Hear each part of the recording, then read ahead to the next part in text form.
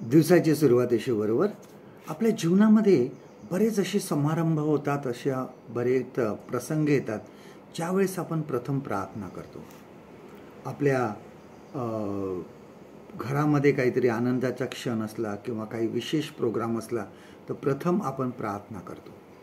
प्रथम आपण पाळक साहेब असतात त्यांना बोलवतो आणि उपवासाची प्रार्थना करतो. प्रथम देवाला आपण प्राधान्य देतो आणि देवाचे आभार मानतो. कुठे लांब प्रवासाला आपण निघालो तर प्रथम प्रार्थना करतो.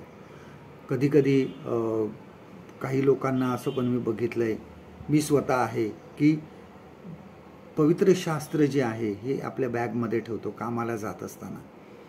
आणि याचा अर्थ आम्ही प्रथम देवाला प्राधान्य देतो. आणि काही जण बघा त्यांचे टी शर्ट असतात किंवा काही टोपी असतात त्याच्यावर जीजस लिहिलेलं असतं. आणि याचा अर्थ आम्ही प्रभू येशू ख्रिस्ताला प्रथम प्राधान्य देतो. आणि कुठे विशेष समारंभाला जायचं असेल तर ते टी शर्ट किंवा ती टोपी आम्ही घालून जातो.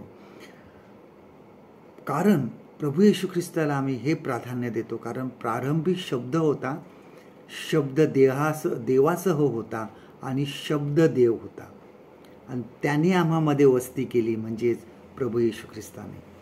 आणि म्हणून आपण त्याला प्राधान्य देतो. कलसेकरास पत्र ह्याचा पहिला अध्याय आणि 15 वचनापासून पुढे बघा. कलेशियन्स चॅप्टर 1 अँड वर्सेस 15 ऑनवर्ड्स.